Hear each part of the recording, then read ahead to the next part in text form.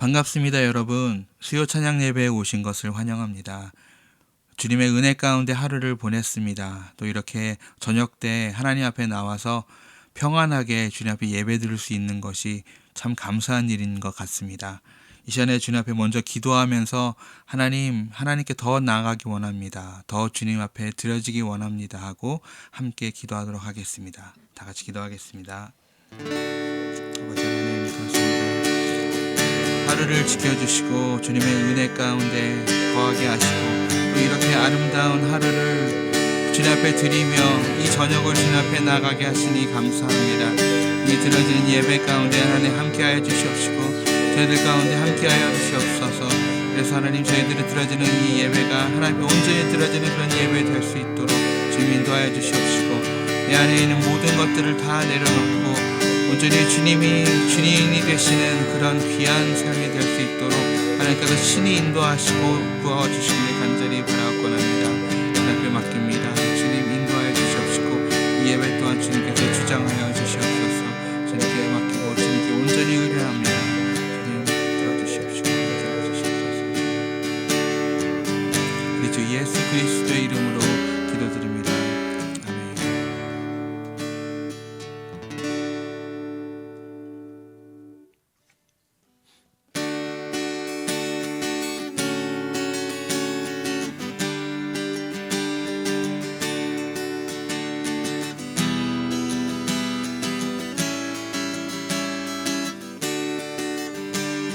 내 평생 사는 동안 내 평생 사는 동안 주 찬양하리. 여호와 하나님 내 주를 찬양하리. 주님을 묵상함이 즐겁도다.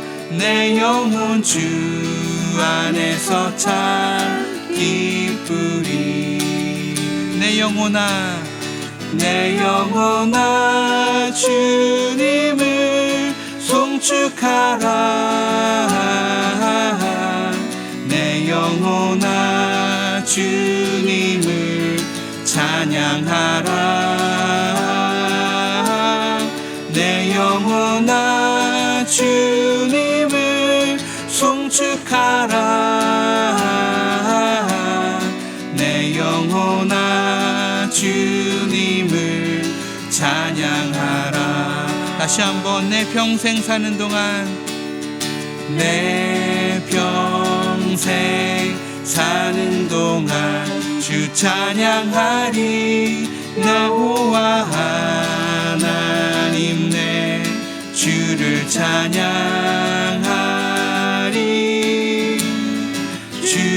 주님을 묵상함이 즐겁도다.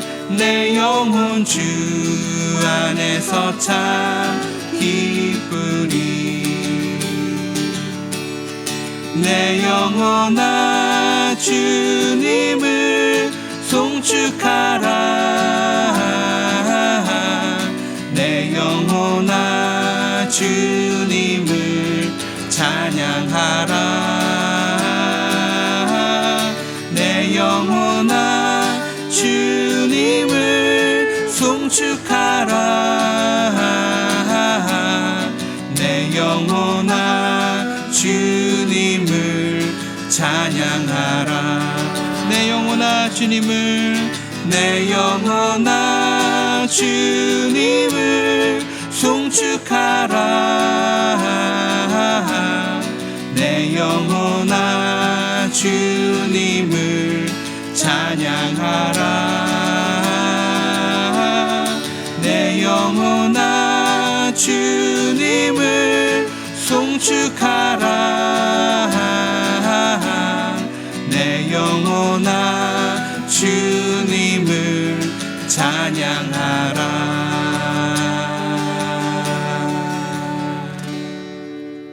아멘.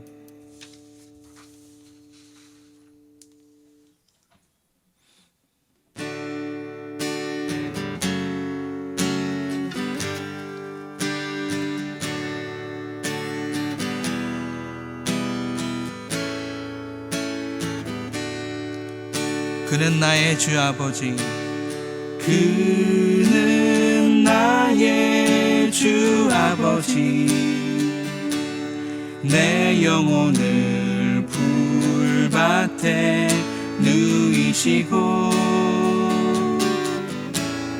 새와 나무의 노래로 내 맘을 위로하여 주시네. 양들이 주님 찾듯이 오직 한 분 목자인 내 주님을 내가 찾고 또 따르니 주 곁에 나를 메어 주소서. 주는 내 피난처 내 요새 되시니 내 피할 곳은 주뿐이네. 나 돌아갈래 본향 주의 집에서 내 주님 맞아 주시리.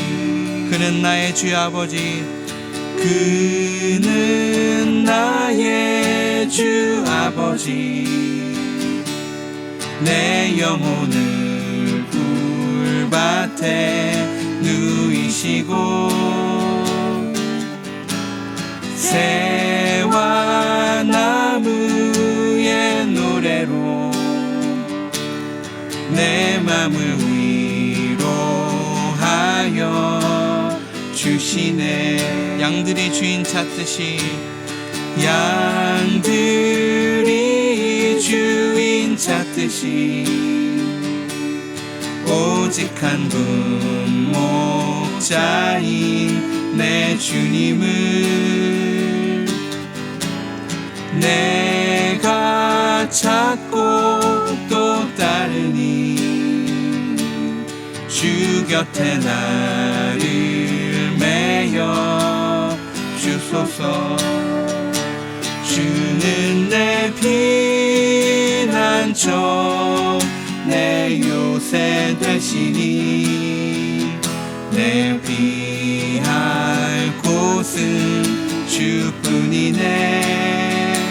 나 돌아갈래 본향 주의 집에서 내 주님 맞아 주시리. 주는 내 피난처, 주는 내 피난처 내 요새 되시니 내 피할 곳은 주뿐이네.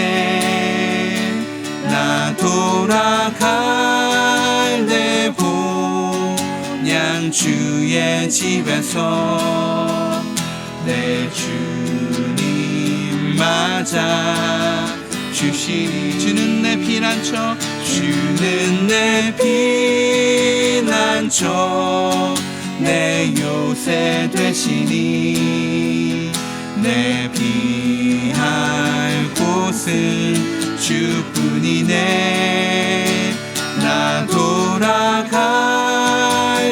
본향 주의 집에서 내 주님 맞아 주시리. 나의 소망 되신 주, 나의 소망 되신 주, 주를 바라봅니다. 다시 오실 나의 왕 예수, 주를 기다립니다.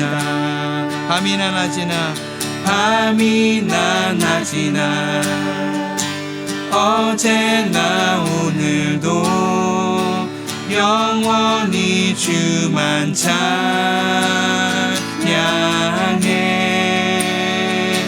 괴롭고 슬플 때 낭망하여 넘어져도 언제나 주만 찬양하겠네. 다시 한번 나의 소망 되신 주님, 나의 소망 되신 주, 주를 바라봅니다. 다시 오실 나의 왕 예수, 주를 기다립니다. 밤이나 낮이나 어제나 오늘도 영원히 주만 찬양해.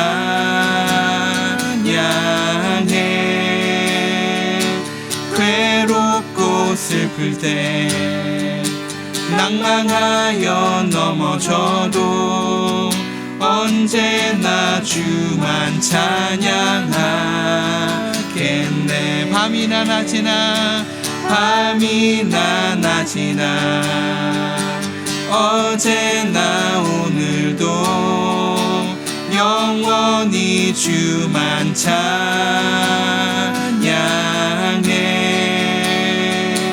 괴롭고 슬플 때 낭망하여 넘어져도 언제나 주만 찬양하겠네.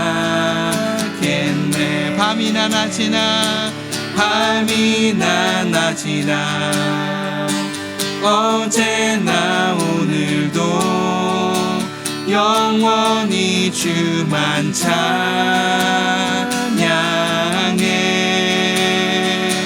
괴롭고 슬플 때 낭망하여 넘어져도 언제나 주만 찬양하겠네.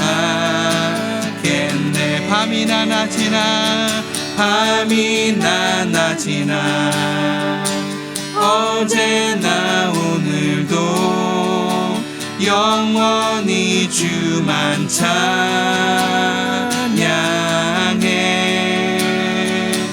괴롭고 슬플 때 낭망하여 넘어져도 언제나 주만 찬양하겠네. 밤이나 낮이나 밤이나 낮이나 어제나 오늘도 영원히 주만 찬양해.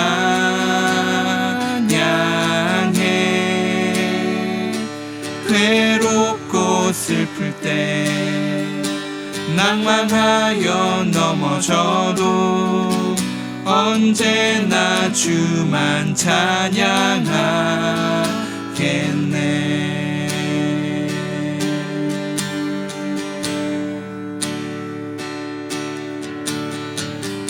이제 우리 함께 기도하겠습니다. 나의 소망 되신 주님, 온전히 주님만을 바라봅니다. 다시 오실 나의 왕 예수님, 온전히 주님만을 기다립니다 라고 고백하면서 이 시간에 다 같이 한번 통성으로 기도하겠습니다. 아버지 하나님, 그렇습니다. 밤이나 낮이나 온전히 주님만을 기다립니다.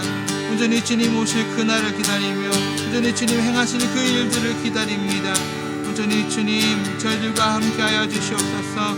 한 발 한 발 나가는 그 모든 순간순간마다 주님께서 동행하여 주셔서 온전히 주님을 더 알게 하시고 더 주님 앞에 나가게 하시고 더 주님 기뻐하시는 그 일들만 행할 수 있도록 주님 인도하여 주시옵소서. 저희들의 연약한 모습들을 다 아시는 주님, 온전히 주님 앞에 저희들의 연약한 모습 그대로를 주님 앞에 드리오니 아버지 하나님, 저희들이 이끌어 주시옵시고 함께하여 주시옵소서. 하나님, 하나님의 일들을 하기 위하여 오늘 최선을 다해 충성으로 주님 앞에 나아갑니다. 저희들의 삶을 드리고 저희들의 물질을 드리고 저희들의 시간을 주님께 드려 모든 것들을 주님 앞에 나아가 헌신하오니 아버지 하나님 받으시옵시고 전에 그 헌신이 귀한 곳에 쓰임받을 수 있도록 하나님 친히 인도하시옵시고 주님 원하시는 곳에 그것들을 사용될 수 있도록 아버지 하나님 함께 하시고 인도해 주시길 간절히 바라옵고합니다. 오늘 주님만을 의지합니다.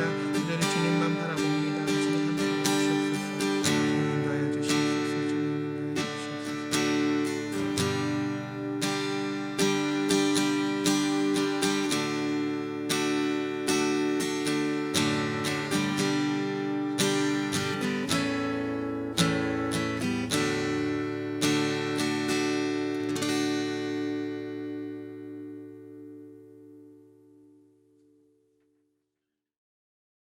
이 저녁에 우리에게 주신 하나님 말씀은 누가복음 17장 33절 말씀입니다.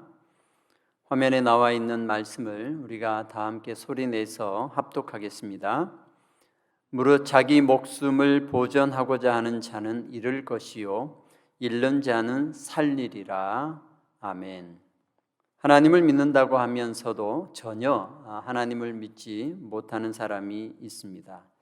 믿음이 있노라 하고 행함이 없으면 무슨 유익이 있으리요라고 한 야고보서의 말씀과 같이 믿는다고 하면서 전혀 믿지 않는 사람들이 있습니다.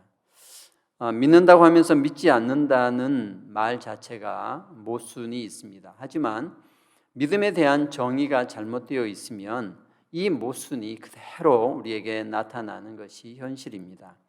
앞의 믿음은 인정하고 지적으로 동의하는 믿음을 말하는 것이고 또 뒤에 믿음은 피스토스로서의 어떤 충성을 말하는 것이죠.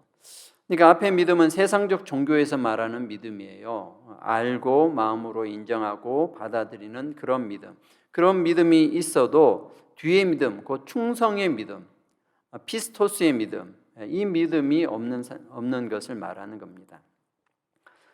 자기 스스로 믿는다고 생각을 하지만 하나님의 말씀에 충성하지 못하는, 복종하지 않는다는 그런 말씀입니다. 하나님에 대해서 많이 들었기 때문에 하나님을 잘 압니다. 말씀을 배워보니 하나님께서 창조주이신 것을 알게 됩니다. 세상 끝날에 모든 인류를 심판하실 것이라는 것도 압니다. 그런데 알지만 하나님의 말씀에 충실하게 살지 않습니다. 오늘 나에게 명령하신 하나님의 명령이 무엇인지도 모릅니다. 내가 무엇을 해야 하나님의 말씀에 충실하게 사는 것인지 정확하게 모릅니다.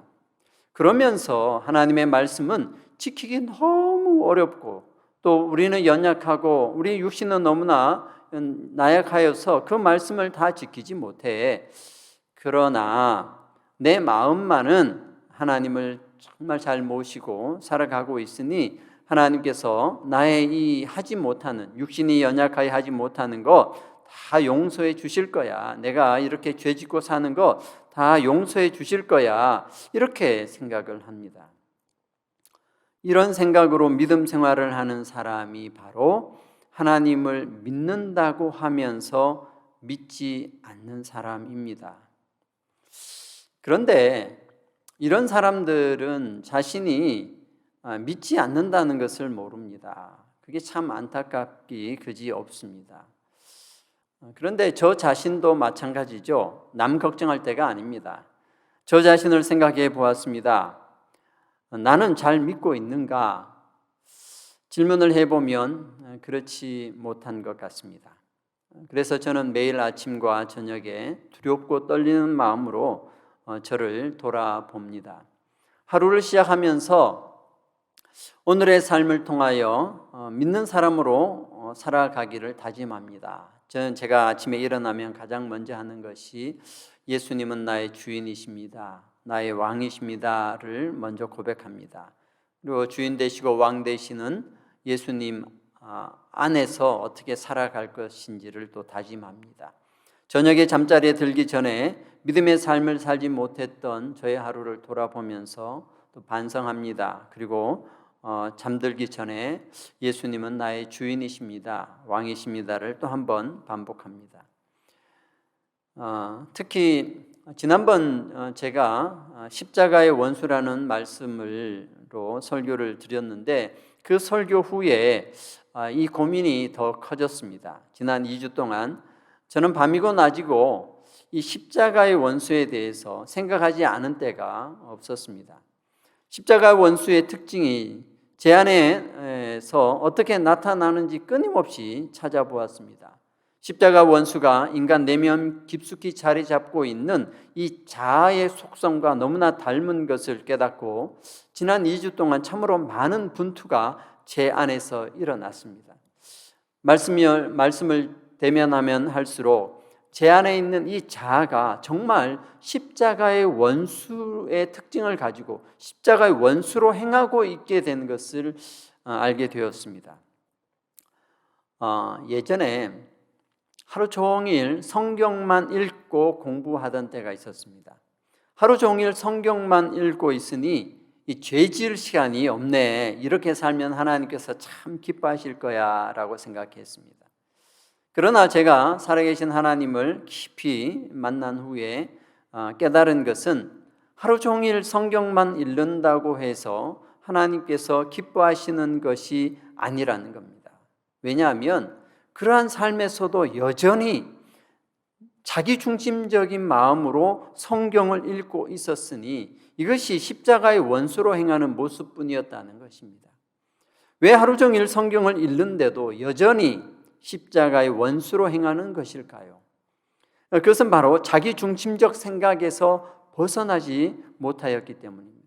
성경을 읽는 것이 하나님의 뜻이라고 생각했지만 그 성경 속에서 참되신 하나님의 뜻을 발견하여 실천하려고 하지 않고 성경을 읽으면서 자신의 생각대로 성경을 짜맞추고 있었기 때문입니다. 하나님의 음성을 들으려고 하지 않고 그 성경 속에 나의 행동을 변호하거나 또 내가 잘했다고 생각하는, 내가 잘하고 있다는 것을 뒷받침해 줄 만한 그런 말씀만 찾고 있었기 때문입니다. 이것은 하나님의 음성을 듣는 것이 아니라 나의 유익을 추구하는 극히 자기중심적인 행동이었음을 알게 되었습니다. 성경을 많이 읽어서 설교를 하는 데 사용하고 또 성경을 많이 읽어서 박사 공부하는 데 사용하고 더 아는 척 하는 데 사용했습니다. 성경에 기록되어 있는 예수님의 말씀을 지식적으로만 알려고 하였지 그 말씀대로 살려고 노력하지 않았습니다. 예수님의 명령을 보면서도 그 명령에 따라 실천하려 하지 않고 이 좋은 말씀을 어디다 써먹을까 이런 생각을 했으니 이 얼마나 교만한 자였습니까? 예수님의 말씀에 순종하지 않고 그 말씀을 내가 하는 것처럼 인용하려고만 했으니 참 자기중심적인 삶이었습니다. 말씀에 순종한다 해도 내가 언제 순종할지, 어디서 어떤 방식으로 순종할지 내가 스스로 결정하는 거예요. 내가 판단하고 내가 선택을 하려고 했습니다. 그리고 순종하면 나에게 어떤 유익이 생기고 더 큰 복이 임하게 될 것이라고 기대하였습니다. 여전히 내가 살아서 예수님의 말씀을 나를 위해서 이용하려고 한 것입니다. 이렇듯 말씀에 순종하는 것도 내가 살아서 내 방식으로 하려고 하고 나의 욕심과 욕망을 채우려고 했으니 이것이 바로 십자가의 원수로 행하는 것이었습니다. 하나님 없이 하나님을 믿는 자들은 자기 스스로가 인생의 주인이 되어서 자기 주변의 모든 일들을 스스로 판단합니다. 하나님의 말씀도 그렇게 판단하죠. 실천할 것과 실천할 수 없는 것을 스스로 결정해 버립니다. 스스로 왕노릇하고 있는 것이죠. 판단의 기준은 항상 땅의 것이고 육신의 것입니다. 하나님 없이 하나님을 믿는 사람들은 자기 스스로 세상의 이치를 다 안다고 생각합니다. 그래서 스스로 왕의 자리에서 내려올 생각이 없습니다. 그럴 필요를 느끼지 못하는 것이죠. 자기가 모르는 것은 세상에 없는 것이라고 생각을 해버립니다. 참으로 교만하기 이를 데 없는 것이 인간의 내면에 있는 이 자아의 속성이라는 것이죠. 중국 춘추 시대에 노자로부터 시작한 도교가 있습니다. 이 도교에서는 만물의 근원을 도라고 합니다. 인간의 삶과 만물의 이치를 깊이 살펴보니 뭔가 만물의 근원이 되는 것이 있는 듯합니다. 그것이 무엇인지 정확하게는 모르지만 그것이 있다는 것을 직감했습니다. 직감했다고 해서 단순히 어떤 감으로 아는 것이 아니고 아주 깊은 경지의 도를 닦은 이 노자가 도를 제시하였습니다. 그것을 도라고 칭하였는데요. 도는 만물의 근원이면서 현실 속에서 구체적으로 드러나는 것이라고 했습니다. 그 도에 다다르는 방법을 생각했는데 그 방법을 덕이라고 하였습니다. 도교에서 말하는 덕, 이 덕에는 여러 가지가 있는데요. 무위, 무사, 무지, 무욕, 겸허 이런 것이 있습니다. 다 설명을 드리지는 않겠습니다. 이 중에 무위라는 것이 있는데 이것은 일체의 부자연스럽거나 인위적인 행위가 없는 것을 무위라고 합니다. 인위적인 행위, 과장된 행위, 쓸데없는 행위, 남을 의식하고 남에게 보이려고 하는 행위, 자기 중심적 행위, 부산하게 설치는 그런 행위, 억지로 하는 행위, 남의 일에 간섭하는 행위, 함부로 하는 행위, 이런 것들을 부자연스러운 행위라고 합니다. 이런 부자연스러운 행위가 없는 것을 무위라고 하는데 이 무위를 통해서 도에 다다를 수 있다라고 생각했습니다. 그런데 이런 행동 방식을 통해서 도에 다다른 사람이 과연 있는지 전혀 알 수 없습니다. 전혀 검증할 수 없습니다. 왜냐하면 이런 행동 방식을 통해서 도에 다다랐다고 가정을 해봐요. 다다른 사람이 있다고 생각해 봅시다. 그런데 이 사람이 이게 도구나 라고 생각을 하면 그 생각하는 순간 도에 다다르는 것이 없어져 버립니다. 그러니까 그것을 생각하는 순간 또 그것을 말하는 순간 무위를 어기는 것이 되기 때문에 그가 경험한 도는 더 이상 도가 아니라는 거죠. 그래서 도교에서 도가도 비상도라는 말이 있어요. 도를 도라고 말을 하면 더 이상 그 도는 도가 아니다. 이런 말입니다. 도가의 사상이 인류가 만들어낸 최고의 경지의 사상이라고 할 수 있습니다. 그러나 이 최고의 경지의 사상도 그것이 무엇인지 알 수 없고 거기에 다다른 사람이 있는지도 모릅니다. 본인도 모르고 남도 모르는 거죠. 그럼에도 불구하고 인간은 계속하여 자기 스스로 자신의 길을 정하려고 합니다. 지금까지 인류는 스스로 자신의 길을 찾아가려고 합니다. 그러나 여전히 인류는 어디로 가는지, 이 길 끝에 무엇이 있는지 알지 못합니다. 그래도 계속 자기 스스로 주인의 자리에서 내려오려고 하지 않습니다. 여전히 자기 스스로 자신의 길을 선택하려고 합니다. 이것이 인간의 한계이죠. 고린도전서 13장 12절에 우리가 지금은 거울로 보는 것 같이 희미하나 그때에는 얼굴과 얼굴을 대하여 볼 것이요 지금은 내가 부분적으로 아나 그때에는 주께서 나를 아신 것 같이 내가 온전히 알리라. 이 땅을 살아가고 있는 우리는 거울을 보는 것 같이 희미하다고 하였습니다. 거울이 왜 희미합니까? 요즘 거울은 유리로 되어 있어서 참 투명하게 정확하게 잘 보여주고 있습니다.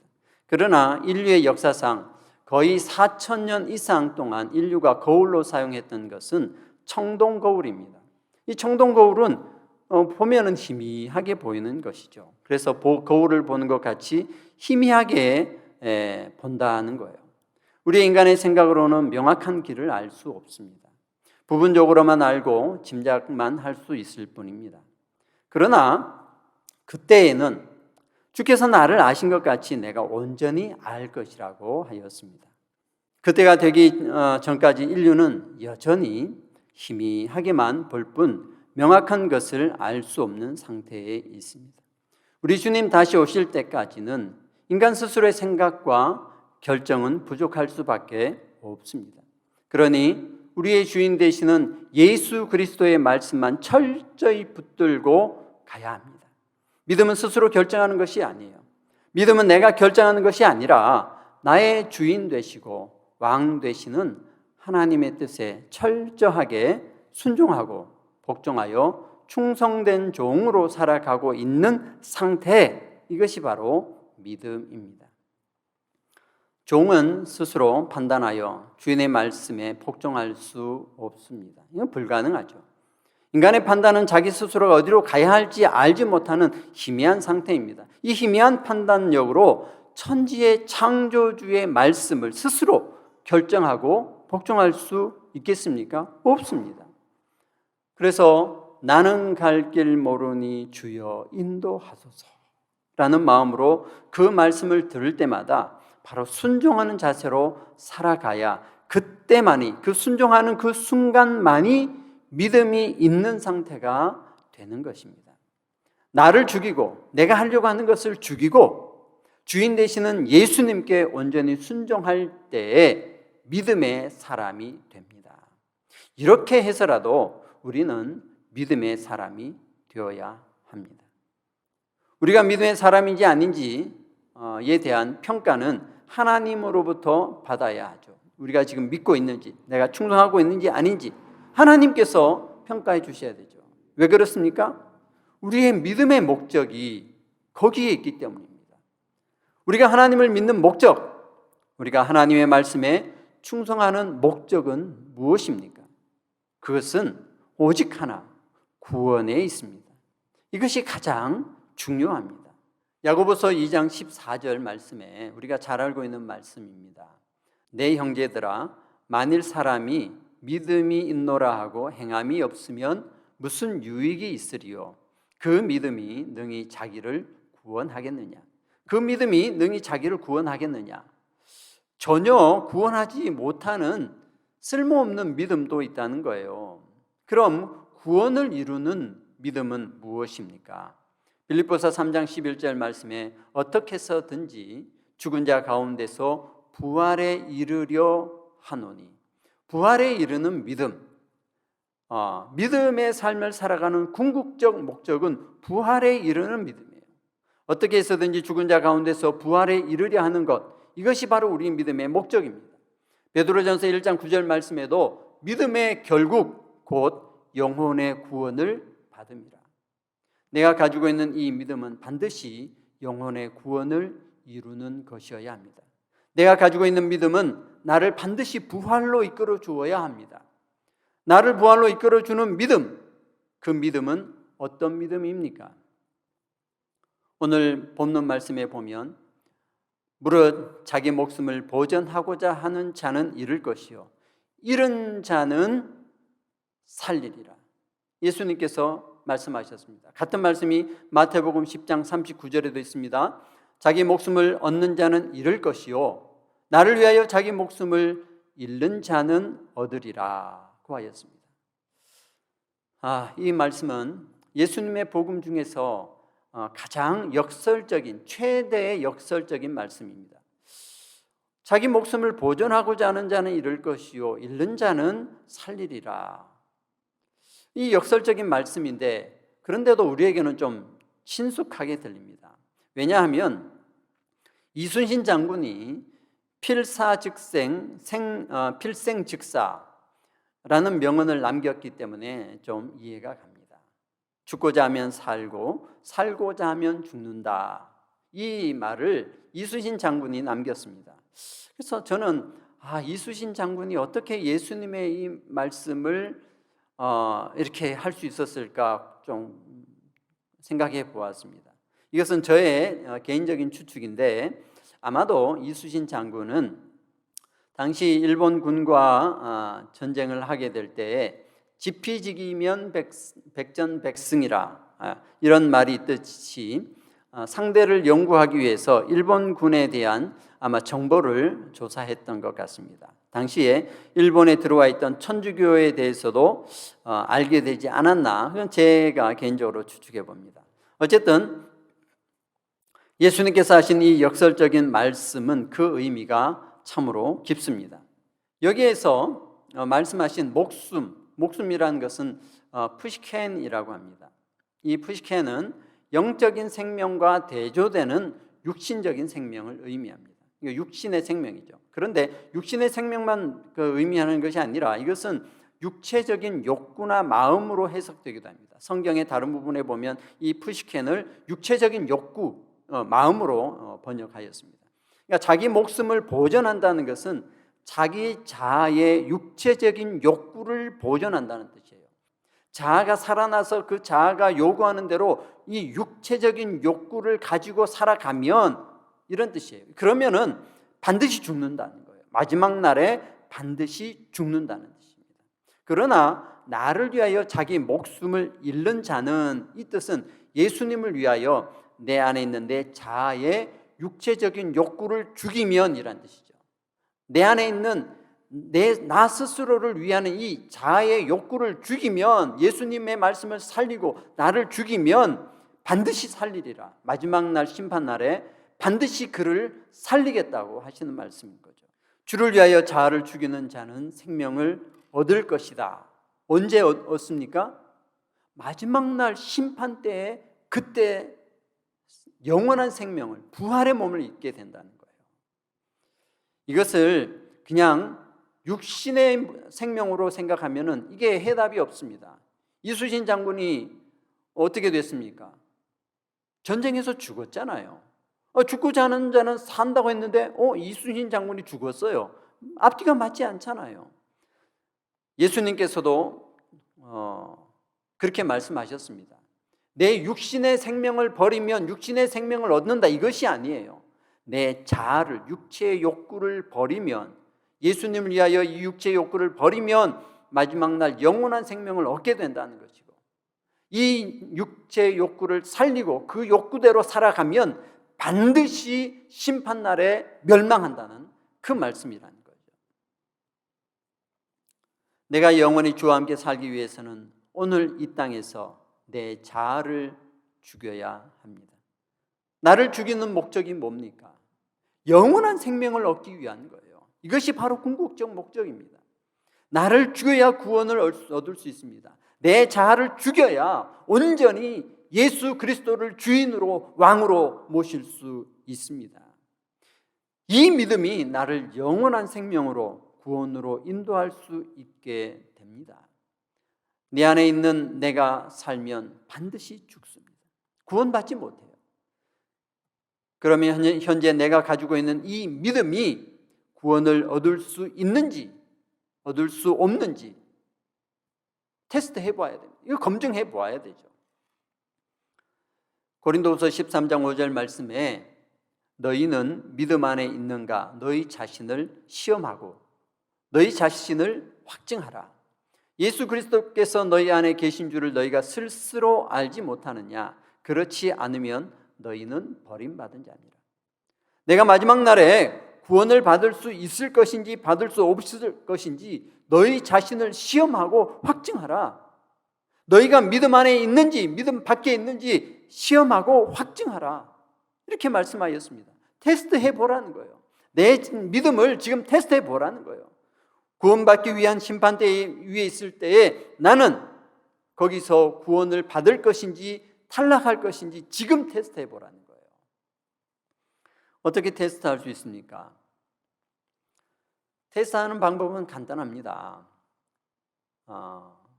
우리의 평가는, 우리 믿음의 평가는 마지막 날 딱 한 번 있습니다. 마지막 날 주님 다시 오시는, 주님께서 심판주로 오시는 그때에 주님께서 딱 보시고, 우리의 믿음을 딱 보시고 구원을 받을 사람인지 구원받지 않을 사람인지 딱 평가를 한다는 거죠. 그것이 우리의 인생의 기말고사와 같습니다. 한평생 살아가서 한평생 살아간 것이 평가되는 그 평가대가 바로 심판대입니다. 근데 그 심판대에서 예수님께서 무엇을 가지고 심판하실 것인지를 알면 우리는 지금 테스트를 해볼 수 있어요. 지금 나의 믿음을 시험해보고 확증할 수 있습니다. 커뮤니티 칼리지에서 성인 과정 클래스를 하나 듣고 있는데요, 들었는데요. 이 커뮤니티 성인 과정의 그 클래스에서는 좀 특별한 것이 있습니다. 그게 뭐냐면 기말고사 시험을 보기 전에 기말고사에 나오는 시험 문제를 다 가르쳐줘요. 그리고 시험 문제만 가르쳐주는 것이 아니라 해답까지 다 가르쳐줍니다. 불러줘요. 그래서 왜 이런가 싶었는데 성인 과정이다 보니까 연세 많으신 분들이 많잖아요. 그분들에게 적어도 이것만큼은 공부를 하세요라는 뜻으로 기말 시험 문제를 가르쳐주고 정답까지 가르쳐줘요. 그래서 그것만 이렇게 공부하면 기말 시험에 패스를 하는 거죠. 이런 시험을 왜 봅니까? 이것은요, 통과시키기 위해서 가르쳐주는 거예요. 그 마지막 심판날에 이것만 알면 너는 통과되니까 이것을 꼭 준비해라. 이거 가르쳐주는 거잖아요. 얼마나 쉬워요. 예수님께서도 이렇게 하셨습니다. 마지막 날 심판 때에서 내가 보는 평가의 기준은 이거다. 이것만 너가 잘 준비하면 100% 통과하는 거예요. 구원을 받을 수 있다. 근데 이것이 안 되면 지옥에 떨어진다는 거예요. 그 평가 내용을 말씀해 주셨다는 거예요. 그 평가의 내용이 무엇입니까? 이것은 예수님께서 직접 말씀해 주셨어요. 그 마지막 날에 대해서 예수님께서 마태복음 22장에 혼인잔치 비유로 말씀해 주셨습니다. 이 혼인잔치 비유는요, 우리 인생의 기말고사, 마지막 평가에서 시험 문제를 가르쳐 주시고 또 그 정답까지 가르쳐 주신 겁니다. 마태복음 22장 11절에서 13절입니다. 임금이 손님들을 불러 들어올새 거기서 예복을 입지 않은 한 사람을 보고 이르되 친구여 어찌하여 예복을 입지 않고 여기 들어왔느냐 하니 그가 아무 말도 못하거늘 임금이 사환들에게 말하되 그 손발을 묶고 바깥 어두운 데 내에 던지라. 거기서 슬피 울며 이를 갈게 되리라 하니라. 마지막 날 이 구원받을 사람들이 모두 혼인잔치에 초청함을 받았습니다. 그래서 모든 사람들이 혼인잔치에 들어왔어요. 하나님께서 베푸신 혼인잔치입니다. 이 혼인잔치에 참여하는 것을 첫째 부활에 참여하는 것이라고 하였습니다. 부활의 몸을 입고 이제 첫째 부활을 받은 사람들이 혼인잔치에 참여하는 거예요. 그러니까 혼인잔치에 참여하는 것이 바로 구원받는 것과 같습니다. 그런데 이 혼인잔치에 참여한 한 사람 중에 한 사람이 예복을 입지 않은 거예요. 그래서 임금이 뭐라고 합니까? 예복을 입지 않는 사람은 손발을 묶어서 밖에 던져버리라는 거예요. 자, 이 사람은 뭐예요? 심판의 그 평가 기준에서 탈락하는 거예요. 그럼 밖에 버려지는 거예요. 그럼 뭡니까? 지옥에 멸망하는 거예요. 네. 그러면 예복을 입어야 된다는 거예요. 예복을 입고 있느냐, 입고 있지 않느냐가 마지막 평가 기준이라는 거예요. 예복을 입고 있으면 부활하여 구원받아서 그 혼인잔치에 참여하는 것이고 예복을 입지 않으면 탈락한다라고 그 기준을 정확하게 말씀해 주셨습니다. 그러면 이 예복은 무엇입니까? 요한계시록 19장 7절에서 9절 말씀에 이렇게 말씀하고 있습니다. 우리가 즐거워하고 크게 기뻐하며 그에게 영광을 돌리세 어린 양의 혼인 기약이 이르렀고 그의 아내가 자신을 준비하였으므로 그에게 빛나고 깨끗한 세마포 옷을 입도록 허락하셨으니 이 세마포 옷은 성도들의 옳은 행실이로다 하더라. 천사가 내게 말하기를 기록하라 어린 양의 혼인잔치에 청함을 받은 자들은 복이 있도다 하고 또 내게 말하되 이것은 하나님의 참되신 말씀이라 하기로. 자, 하나님께서 주신 참되신 말씀이 뭐예요?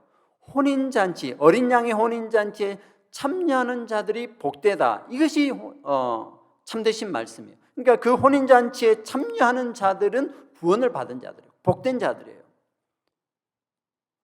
우리가 받아야 할 진정한 복은 혼인잔치에 참여하는 복입니다. 구원의 복이에요. 근데 이 혼인잔치에 우리가 들어가야 하는데 세마포 옷을 입어야 들어갈 수 있습니다. 이 세마포 옷이 무엇입니까? 이 세마포 옷을 누가 준비합니까? 그의 아내가 준비하였으므로라고 하였습니다. 그의 아내는 예수님의 신부이죠.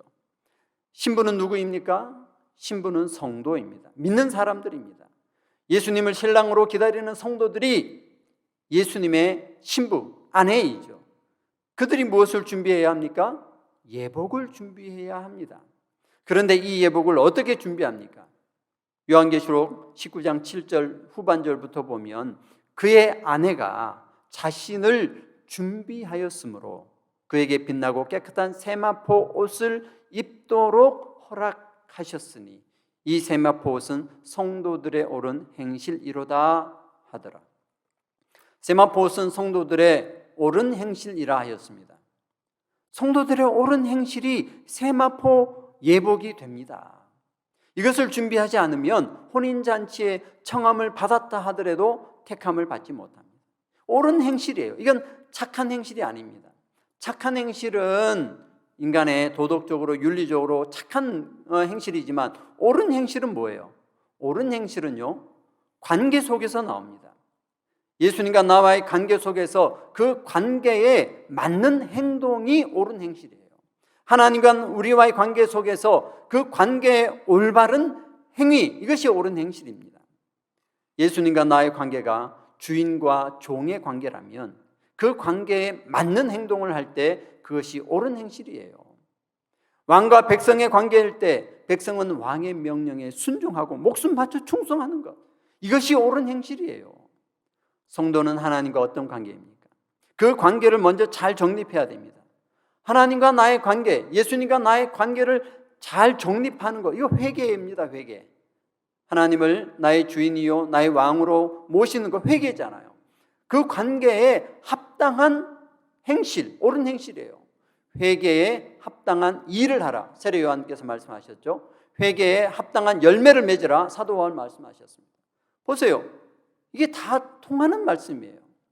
하나님과 나의 관계를 정립하고 예수님과 나의 관계를 정립하고 그 관계에 맞는 옳은 행실을 하는 것, 이 옳은 행실이 우리에게 세마포 옷, 예복이 된다는 거예요. 마지막 날 심판대 앞에서 하나님께서 보시는 그 평가의 기준은 우리에게 이 세마포 옷이 있는가 없는가, 옳은 행실을 했는가 하지 않았는가, 이것을 보신다는 거예요. 이 옳은 행실을 예수님께서 친히 본을 보여주셨습니다. 하나님을 주인으로 왕으로 섬기는 옳은 행실을 예수님께서 친히 본을 보여주셨어요. 우리가 잘 아는 말씀입니다. 빌립보서 2장 7절 8절 말씀에 오히려 자기를 비워 종의 형체를 가지사 사람들과 같이 되셨고 사람의 모양으로 나타나사 자기를 낮추시고 죽기까지 복종하셨으니 곧 십자가에 죽으심이라. 그래서 예수님을 본받으라고 하는 겁니다. 내가 예수님을 본받는 것처럼 너희는 나를 본받으라. 본받아요. 본받는 게 뭐예요? 옳은 행실입니다. 이 옳은 행실이 바로 마지막 날 우리가 입어야 할 그 세마포 예복을 준비하는 거예요. 마지막 날 종합평가에서 통과할 수 있는 유일한 길은 바로 이 옳은 행실입니다. 예수님을 나의 주인으로 나의 왕으로 모셨다면 이 관계에 올바른 행실을 하는 것, 그것만이 우리를 살릴 수 있는 거예요. 그것을 위해서 어떻게 해야 됩니까? 오늘 본문 말씀처럼 내 목숨을 죽여야 돼요. 내 육체의 욕구를 죽여야 돼요. 내 자아를 죽여야 됩니다. 나 스스로 주인 되고 나 스스로 왕이 되려고 하는 이 내 안에 있는 지극히 이기적이고 욕심적이고 자기중심적인 이 자아를 죽이고 내가 스스로 왕이 아닙니다. 나는 주인이 아닙니다. 오직 예수 그리스도 당신만이 나의 주인이십니다. 이 관계를 설정하고 이 관계에 옳은 행실, 그 말씀에 죽도록 충성하는 것, 나를 죽이는 것, 이것이 바로 구원받을 믿음이라고 말씀하고 있습니다. 우리는 하나님과 나의 관계가 무엇인지 한시라도 잊어서는 안 돼요. 매일 아침과 저녁마다 예수님은 나의 주인이요 나의 왕이십니다를 계속 고백해야 됩니다. 아침 저녁뿐만 아니라 시간 날 때마다 고백해야 합니다. 이것을 잊어버리면 안 됩니다. 그리고 착각해서도 안 됩니다. 철저하게 주인과 종의 관계로, 왕과 백성의 관계로, 이것을 착각하면 안 돼요. 내가 주인 되면 안 됩니다. 내가 하고 싶은 것, 내가 목표로 하고 있는 것, 내가 성취해야 하는 것, 이것을 위하여 하나님의 능력을 가져다 사용하려고 해서는 안 됩니다. 주인과 종의 관계가 바뀌어버리는 거예요. 이 관계에 옳은 행실을 하는 것, 이것만이 구원의 길입니다. 이것이 예수 그리스도께서 우리에게 나타내 주시는 구원의 비밀입니다.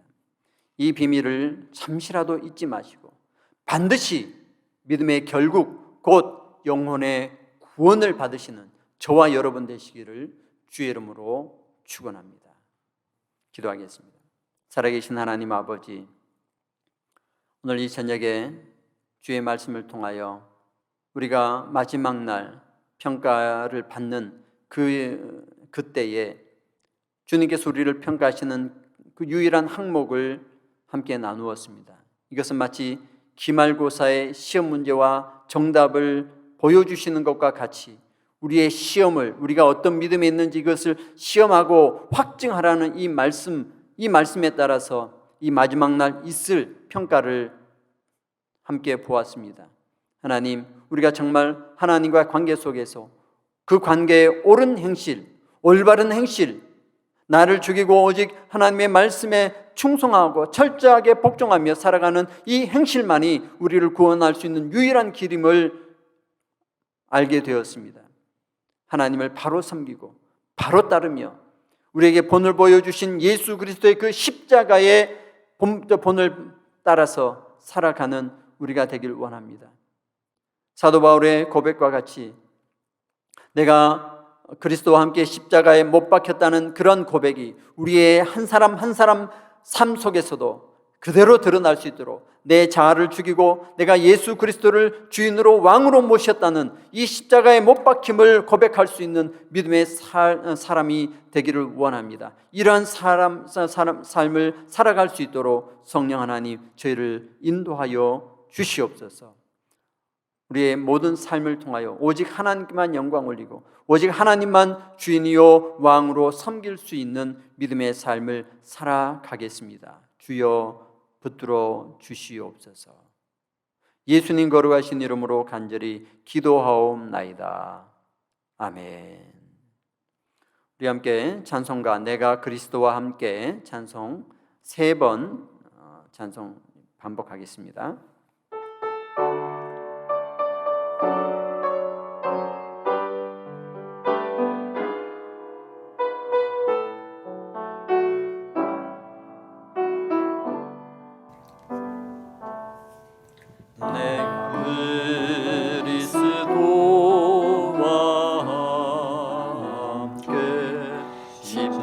십자가에 못 박혔나니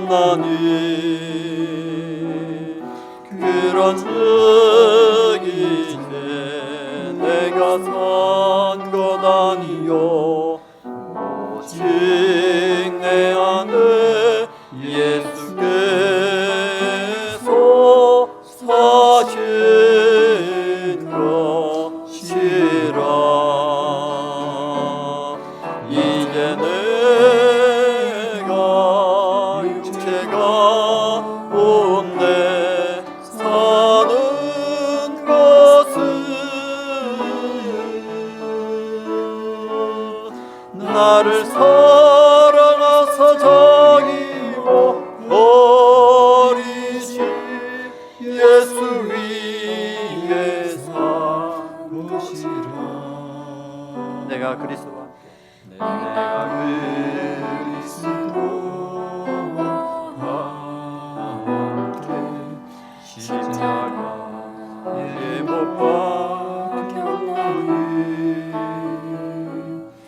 그런즉 이제 내가 산 것 아니요 오직 내 안에 예수께서 사신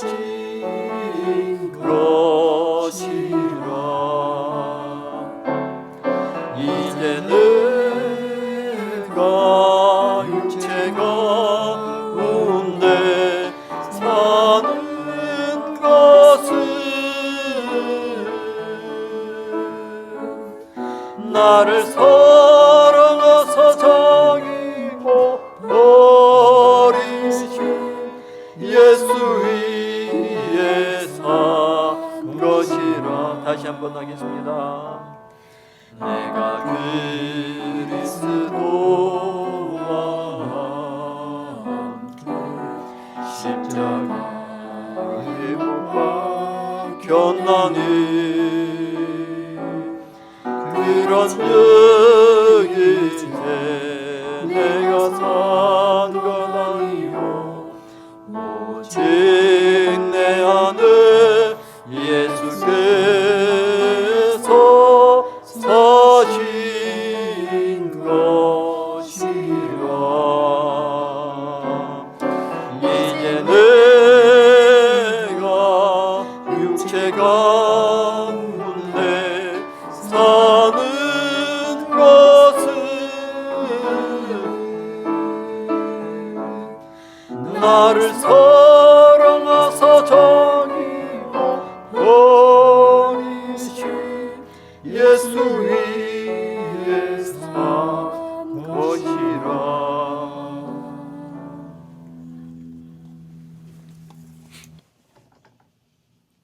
우리 이 시간 함께 기도하겠습니다.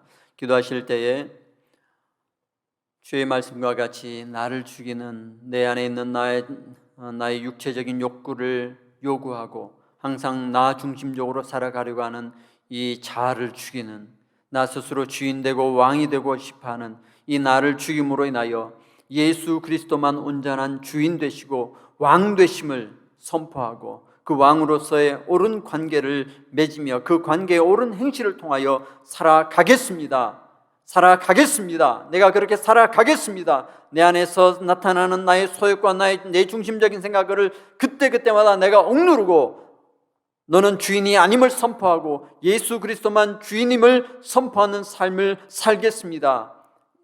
고백하면서 오직 예수 그리스도만 나의 주인이요 왕이 되어 주십시오라는 기도를 올려드리겠습니다. 그리고 세계와 열방에 흩어져 있는 선교사들과 가정을 위해서 또 연약해 있는 우리 사랑하는 성도들을 위해서도 함께 통성으로 기도하겠습니다. 살아계신 하나님 아버지 감사합니다.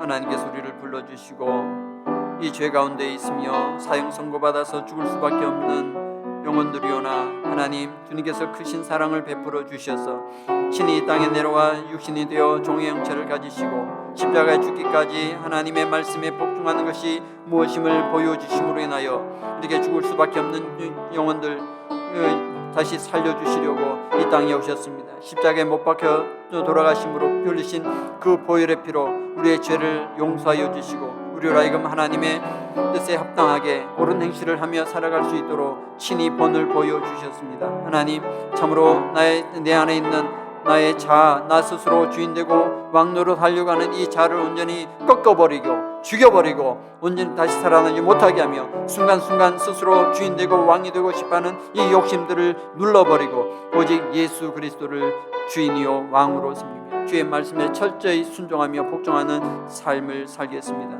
하나님 이렇게 살아갈 수 있도록 붙들어 주십시오. 우리 안에 있는 이 더러운 죄악들, 더러운 이 교만함들이 계속해서 밀려올 때마다 성령 하나님 우리의 이 속마음을, 속사람을 완전히 변화시켜 주시고 이 속사람이 스스로 주인 되려고 하는 것이 아니라 이것이 변화되어서 온전히 하나님만 주인으로 하나님의 말씀으로 살아가는 것을 최고의 목적으로, 최고의 즐거움으로, 최고의 기쁨으로 생각하며 살아가는 하나님의 백성으로 살기를 원합니다. 주님 붙들어 주옵소서. 우리를 완전히 변화시켜 주셔서 하나님의 말씀에 충성하는 사람으로만 살기를 원합니다. 하나님 세계 열방 가운데 흩어진 성도님과 가정을 위해서 기도하며 오늘도 주님 이 큰 기쁨과 큰 소명 가운데에서 하나님을 온전히 주인이요 왕으로 섬기며 하나님의 말씀에 철저히 순종하며 귀한 사역을 감당할 수 있도록 주여 저들의 사역을 통하여 그들을 통하여 복음을 듣는 많은 민족들도 아버지 그들이 하나님을 온전한 주인으로 섬기며 온전한 믿음을 통하여 주께 나아갈 수 있는 믿음의 사람들, 구원받는 백성들 될 수 있도록 은혜 내려 주옵소서. 오늘도 연약한 가운데 있는 사랑하는 성도들을 위해서 기도합니다.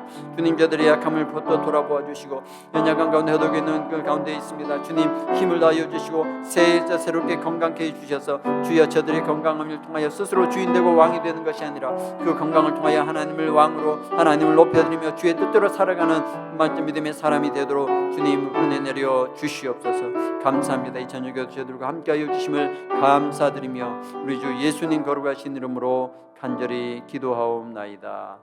아멘. 주님 가르치신 기도로 이 저녁 예배를 마치겠습니다.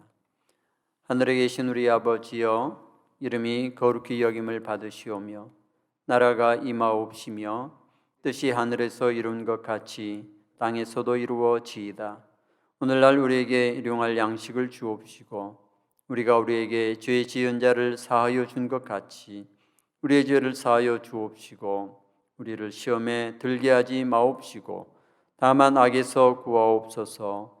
대개 나라와 권세와 영광이 아버지께 영원히 있사옵나이다. 아멘.